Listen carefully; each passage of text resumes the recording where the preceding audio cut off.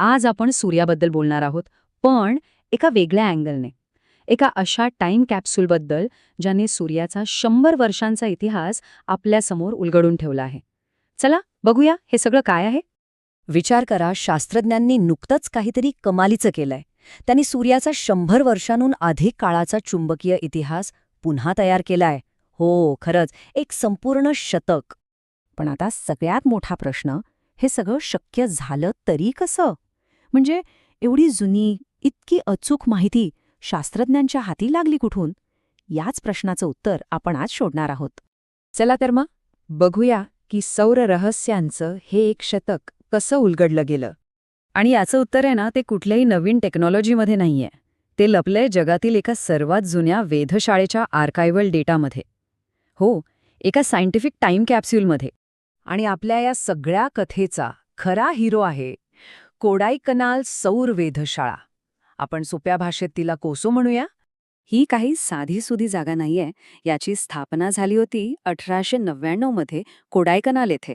आज Indian institute of astrophysics हे सगळं चालवतं. आणि या जागेचं वैशिष्ट्य म्हणजे इथे फक्त आणि फक्त सूर्यावर संशोधन केलं जातं. तर मग चला या अप्रतिम जागेच्या इतिहासात थोडंसं डोकावून पाहूया. बघा, कोसोचा प्रवास सुरू होतो 1899 मध्ये. आणि गंमत म्हणजे स्थापनेच्या फक्त 10 वर्षात म्हणजे 1909 मध्ये इथे एक असा शोध लागला ज्याने सगळं बदलून टाकलं. आणि आज इतक्या वर्षांनंतरही त्याचा तो वारसा भविष्यातल्या संशोधनाला दिशा देतोय. आता आपण बोलूया त्या एका शोधाबद्दल ज्यामुळे कोडाईकनालचं नाव जगभरातल्या वैज्ञानिक नकाशावर कायमचं कोरलं गेलं. हो, ते वर्ष होतं 1909 आणि शोध होता एव्हरशेड इफेक्टचा. हा एक असा शोध होता ज्याने सौर भौतिकशास्त्रात अक्षरशः क्रांती घडवली. आता एव्हरशेड इफेक्ट म्हणजे नेमकं काय आहे? तर सोप्या भाषेत सांगायचं झाल्यास सूर्यावर जे डाग असतात म्हणजे सनस्पॉट्स, त्यांच्या कडेच्या फिकट भागातून वायू बाहेरच्या दिशेने वाहतो. यालाच एव्हरशेड इफेक्ट म्हणतात. अजून सोपं करून पाहूया. समजा आपण 3 स्टेप्समध्ये हे समजून घेऊ.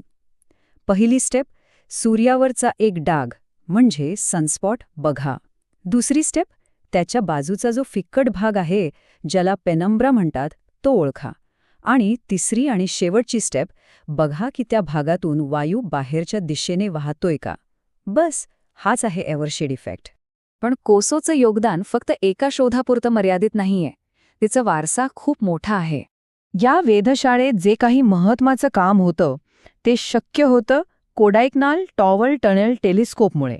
या टेलिस्कोपमुळे सूर्याची इतकी स्पष्ट चित्र मिळतात की विचारू नका.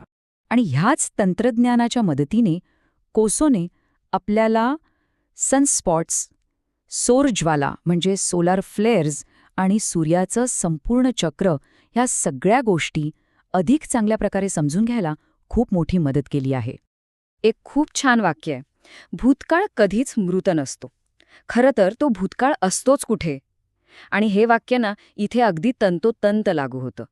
कोसोचा हा जो जुना डेटा आहे तो फक्त इतिहास नाहीये, ते एक जिवंत विज्ञान आहे जे आजही तितकंच महत्त्वाचं आणि उपयुक्त आहे.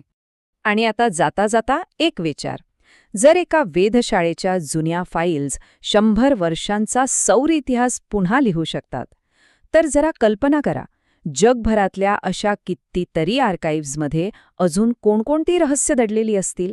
ती फक्त कोणीतरी त्यांना शोधून काढण्याची वाट बघत असतील, नाही का?